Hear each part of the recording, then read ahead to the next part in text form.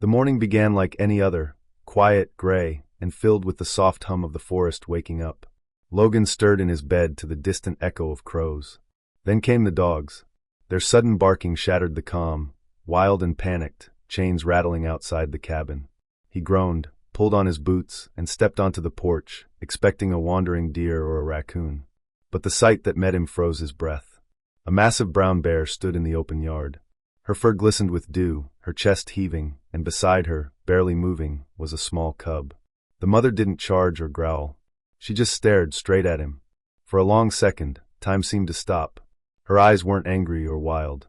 They were full of something he didn't expect, fear and pleading. The dogs strained on their chains, barking furiously. Logan raised his hand, his voice low. "Easy, boys." The bear's head tilted slightly at the sound. Then slowly she stepped forward. Logan felt every muscle in his body tighten. But instead of attacking, she lowered her head and nudged the cub toward him. A deep sound came from her chest, half growl, half moan, as if trying to say something words never could. And then she turned. She walked back toward the trees, heavy steps crushing the wet grass. She looked over her shoulder once more, one long look, and disappeared into the forest. Logan stood frozen. His heartbeat pounded so loudly it drowned out the dogs. The cub lay still on the ground, its breathing shallow, tiny paw twisted unnaturally. Blood had dried around a wound near the leg. "Jesus," he whispered. He took a cautious step forward. The smell of iron and wet fur filled the air. The cub whimpered faintly, alive but barely. He knelt beside it, torn between instinct and compassion. Everything in him screamed to leave it alone. A bear's cub meant danger. But then he remembered the look in the mother's eyes. It wasn't a trick. It was a plea. He ran to his shed, grabbed a pair of thick gloves, and returned. "All right, little one," he muttered. "Let's not make this harder than it already is." He wrapped the cub gently in an old wool blanket. It let out a weak cry, no louder than a sigh. Inside, the cabin was dim and warm. Logan set the cub near the stove, adding more wood to the fire. He could see the rise and fall of its chest, fast, uneven. He filled a bowl with warm water and placed a few drops near its mouth. The cub barely moved, but its tongue flicked once, desperate. He cleaned the wound carefully with antiseptic, hands trembling. The cub whimpered again but didn't resist. The smell of smoke and pine filled the air, mingling with the faint sweetness of animal scent. Hours passed. The forest outside slowly turned from misty gray to gold. Logan sat on the floor beside the stove, watching the creature. He had no idea how to help. "You had to pick my house, huh?" he murmured. "Could have gone anywhere in the damn mountains." It was getting late when he finally leaned back in his chair. The cub was breathing steadier now, curled into the blanket. He didn't know if it would survive the night, but he'd done what he could. Outside, the forest had gone still again. Only the wind whispered through the trees. Logan threw another log into the fire, yawned, and rubbed his eyes. Then the dogs started growling. A low, trembling sound rolled through the yard. Logan froze, heart hammering.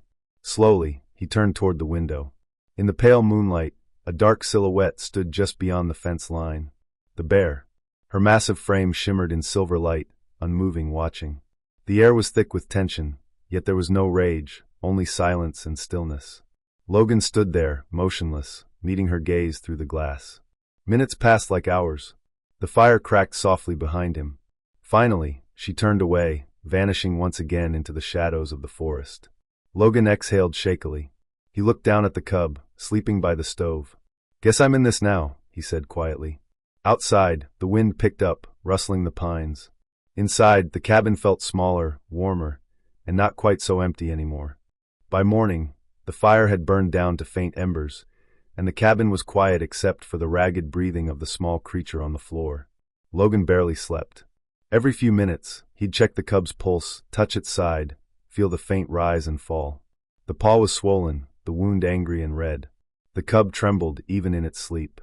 Logan sat by the stove, running his hands over his face. He knew he was in over his head. He'd patched up hunting dogs before, but this was different. This was wild, fragile, and completely beyond his understanding. He grabbed his phone and scrolled through his contacts until he found the local veterinary clinic. It rang 3 times before a sleepy voice answered. "Maple Ridge Animal Care, how can I help you?" "Yeah, this is Logan Reed.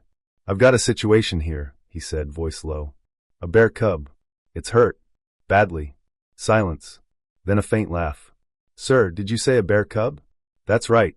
Mother brought it to my property this morning. I think the leg's broken and infected. The voice changed tone, skeptical. You're serious? I'm dead serious, Logan said. It's going to die if someone doesn't help. Sir, we don't treat wildlife. You need to contact Fish and Game. They'll send someone. I called them once about an injured fox. They took 2 days to show up. This thing doesn't have 2 hours. Mr. Reed. But he'd already hung up.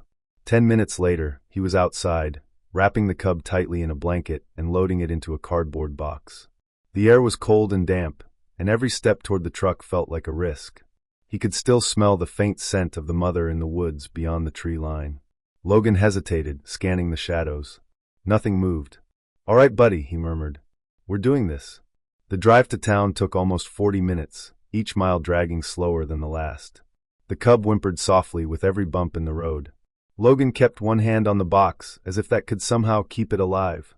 When he pulled into the parking lot of the veterinary clinic, he didn't wait, just burst through the door, box in his arms. The receptionist jumped from her seat. What, sir, is that? A bear cub, he said quickly. It's dying. I need a vet now. The woman froze for a moment, then shouted toward the back. Dr. Emily. You need to see this. A tall woman in scrubs appeared mid-sentence, then stopped dead when she saw the box. You've got to be kidding me, she whispered. No joke, Logan said. Mother dropped it off at my house like she knew I'd help. Emily approached slowly, curiosity and disbelief written across her face. Set it on the table. Logan did as told. She leaned in, examining the wound.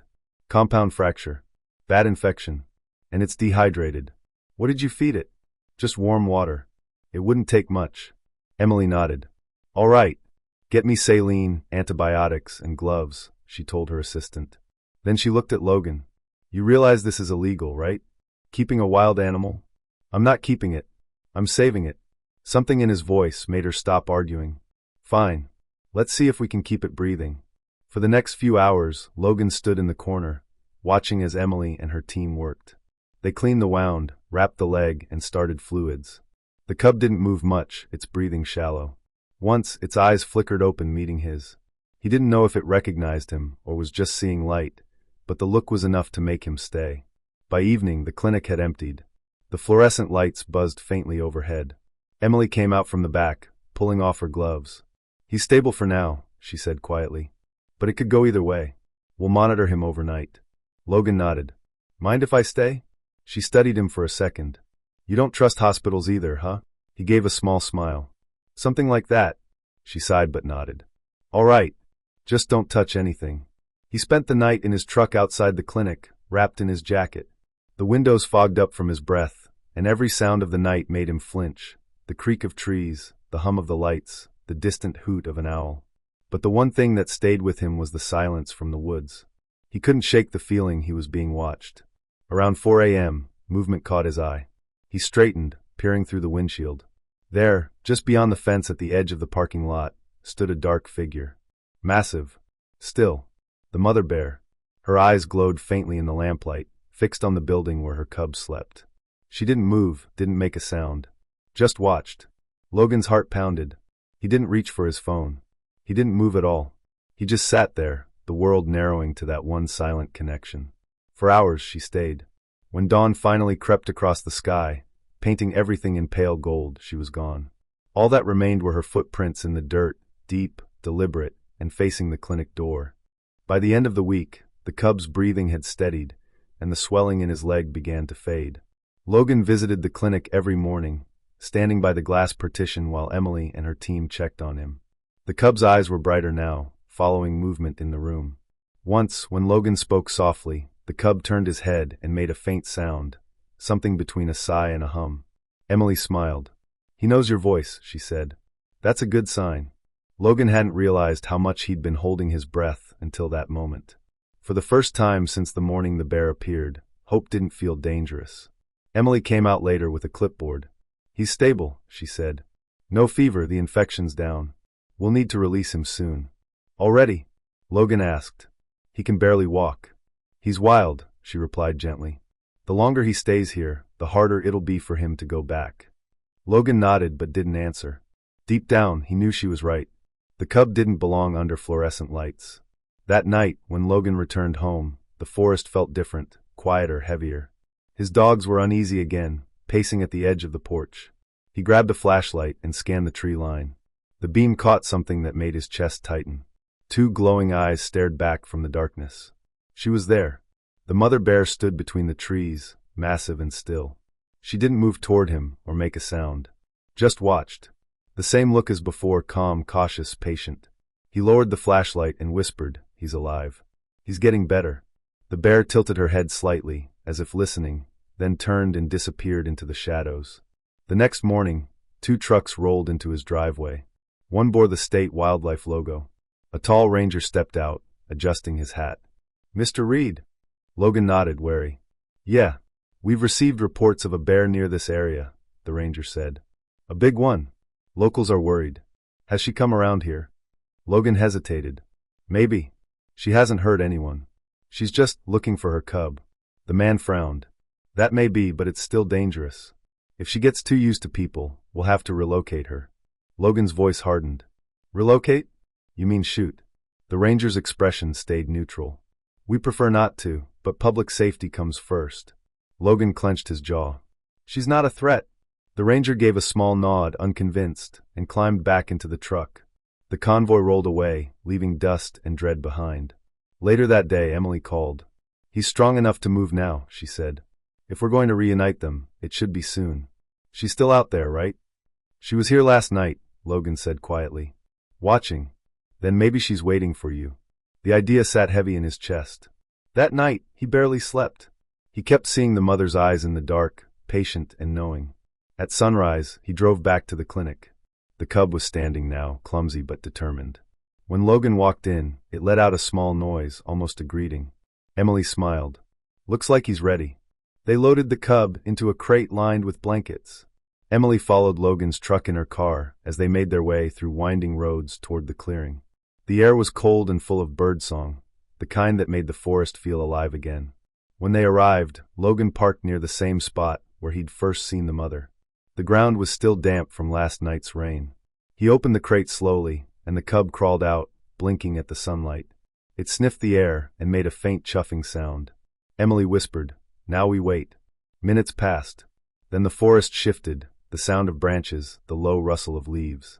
Logan's pulse quickened. From between the pines, the bear appeared, her massive frame gliding silently through the undergrowth. She stopped a few yards away. The cub froze, then took a shaky step forward. The mother lowered her head, a deep hum rolling from her chest. She took one step closer, then stopped. Her eyes flicked toward Logan. He stayed perfectly still, heart thudding. "It's okay," he whispered. "He's yours." But she didn't come closer. Instead, she turned slightly, looking toward the treeline, as if sensing something unseen. Logan realized what it was. She could smell them, smell the cars, the humans. Fear, not distrust, kept her back. The cub took another step toward her, then turned and looked up at Logan, confused. His throat tightened. He crouched and said softly, "Go on, little one. She's waiting." The mother made another low sound and began to back away, fading once more into the forest. The cub tried to follow but stopped halfway, staring after her until she was gone. Emily placed a hand on Logan's shoulder. "She's scared," she said. "She doesn't want to come near people." Logan nodded slowly, eyes on the treeline. "She's not scared of me," he whispered. "She's scared of us." He looked down at the cub, sitting beside his boot, trembling but calm. "Guess that makes me your family now." The weeks that followed were a strange kind of calm. The cub, now stronger, heavier, and infinitely more curious, had become part of Logan's world. He called him Buddy, and the name stuck. Every morning started the same, a clumsy ball of fur climbing onto the couch or knocking over a pile of firewood, and Logan muttering, "You're worse than a puppy." The cabin no longer felt empty. The smell of pine smoke mixed with the earthy scent of the cub's fur, and the sound of his paws on the wooden floor became a rhythm of life. Buddy followed Logan everywhere, into the yard, down to the stream, even to the shed where Logan split firewood. Sometimes he'd fall asleep on the porch in the sunlight, one paw draped over Logan's boot. At night, when the wind howled through the trees, Buddy would curl near the stove, snoring softly. Logan often found himself watching him, wondering how something so wild could bring so much peace. But that peace was fragile. The first sign came one cold morning when Logan noticed the dogs whining near the back fence. He followed their gaze into the trees and froze. Between the pines, half hidden by mist, stood the mother bear. Her eyes glowed faintly in the early light, calm but distant. She didn't approach. She never did. She simply watched. "Yeah," Logan whispered. "He's still here." Buddy lifted his head and sniffed the air. For a moment, the forest seemed to hold its breath. Then the mother turned and vanished into the fog. It became a routine. Every few nights, she would appear at the edge of the woods, silent and still. Logan began to sense when she was near. The forest grew quieter, heavier. Sometimes Buddy would whimper softly, pacing along the fence line. Logan knew the time was coming when he'd have to make a choice. One afternoon, as he was stacking firewood, a pair of white trucks pulled up the driveway. The logos on the doors read Wildlife Services. Two officials stepped out, their expressions sharp and tired. One, a middle-aged woman with a clipboard, spoke first. "Mr. Reed, we've received multiple reports of a bear cub being kept on private property." Logan wiped his hands on his jeans. "Reports, huh? Guess folks around here don't like minding their own business." "This isn't about gossip," she said evenly. "It's about safety. You're harboring a wild animal. That's illegal." "He's not dangerous," Logan said. "He's a cub. I saved his life." The second officer, a younger man, shook his head. "That may be true, but keeping him here puts everyone at risk, including you. We've already had sightings of the mother nearby. It's only a matter of time before something goes wrong." Logan crossed his arms. "You don't know her. She's not a threat." The woman sighed. "Mr. Reed, please understand, we can't let this continue. We'll arrange transport to a wildlife rehabilitation center upstate. He'll be safe there. Proper care, large enclosures." "Cages," Logan interrupted. "You mean cages?" The silence that followed was heavy. The officers exchanged a look. Finally, the woman said quietly, "You did a good thing by saving him. But you can't keep him. We'll come back in a few days to collect him." When they left, the cabin felt colder than it had in months. Buddy wandered to Logan's side, pressing his head against his leg. Logan knelt, resting a hand on his fur. "They don't understand," he murmured. "You're not some animal in a cage. You're family." That night, Logan couldn't sleep. He sat by the fire, staring into the flames, thinking of the mother bear in the woods. She had trusted him once, trusted him enough to leave her cub. Maybe it was time to return that trust. By morning, his decision was made. He packed a backpack with food, water, and the old blanket Buddy had slept on since the first night. The cub watched curiously, head tilted. "We're going for a drive," Logan said quietly. "One last trip." He loaded Buddy into the truck and started the engine. The road to the clearing was rough and muddy, the same one he'd taken weeks ago. The forest outside glowed green and gold in the morning light. Every turn of the wheel felt heavier. When they reached the clearing, Logan turned off the engine and sat for a moment. Buddy climbed over the seat and rested his head on his lap, humming softly. Logan ran his hand through the thick fur. "You remember this place, don't you? She'll be here." The forest was silent except for the distant cry of a raven. Logan looked out toward the trees, then back at the cub. "Tomorrow," he whispered. "Tomorrow we'll come back. Just you and me. And she'll be waiting." Buddy blinked slowly, as if he understood. Logan smiled faintly, though his chest ached. "We'll say goodbye the right way." That evening they returned home. Logan built a fire and watched Buddy curl up beside it. The cabin glowed with orange light, shadows dancing across the walls. Outside, the wind rustled the pines, and for a brief moment, Logan thought he heard the faint, low rumble of a bear's call echoing through the forest. He whispered into the quiet, "Tomorrow, we finish what we started." The morning came quietly. The air was still, cold enough that Logan could see his breath as he packed the truck. A pale fog rolled down from the hills, wrapping the forest in a silver veil. The world felt suspended, neither night nor day, just the soft stillness before something ends. Buddy followed him out of the cabin, padding clumsily across the damp grass. He was bigger now, strong enough to move with confidence, yet he still looked back at Logan with the same trust he had on that first night. Logan knelt and placed his hand on the cub's back. "You ready, pal?"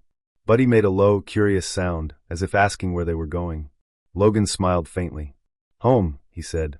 "We're going home." The drive to the clearing was quiet. No music, no words. Only the hum of the engine and the rhythmic sound of rain beginning to fall. Every turn on the familiar road brought a new ache in Logan's chest. He remembered the first time he'd seen her there, standing in the mist, watching. It felt like a lifetime ago. When they arrived, the clearing was exactly as he remembered: damp grass, the scent of wet pine, the the old birch tree leaning slightly to one side. He turned off the engine and sat for a moment, hands still on the wheel. Buddy pressed his nose to the window, fogging the glass. "All right, let's go," Logan whispered. He opened the door, and Buddy hopped down, sniffing the air with excitement. The cub walked a few feet ahead, then turned back to make sure Logan was following. Together they stepped into the clearing. The air was thick with the smell of rain and earth. Birds were silent. Logan knelt on one knee, opening his backpack. He laid out the blanket Buddy had slept on since that first night, the one that still carried his scent. "This is where we say goodbye," he murmured, his voice breaking slightly. "You've got to go back now. She's waiting." The cub tilted his head, confused. Logan reached out and scratched behind his ear. "You'll understand soon." Then, from the far edge of the clearing, the forest shifted. A deep rustle of leaves, the soft crack of a branch. Logan's breath caught in his throat. She was there. The mother bear stepped into the open, her fur glistening with rain. She moved slowly, deliberately, her eyes locked on the cub. She looked stronger than before, no longer desperate, no longer afraid. Her gaze flicked briefly to Logan, calm but alert. Buddy froze.